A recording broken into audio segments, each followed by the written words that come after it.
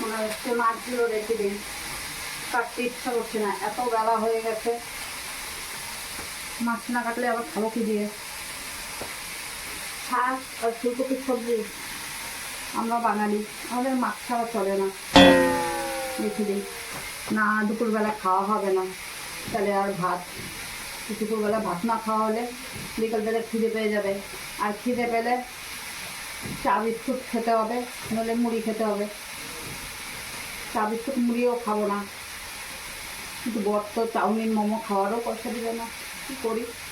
থাক, মাছগুলো তত কেটে রান্নাই করি।